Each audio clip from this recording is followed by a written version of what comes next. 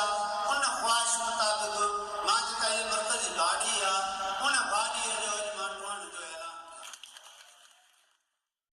आबाद अली साहब जहिड़ो माण्हू असां वटि सिंध जो नाले वारो माण्हू असां वटि मौजूदु आहे। औरंगी में असांजो ख़िताब पिया ॾियो ऐं हुन खां पोइ इरशाद रांझाणी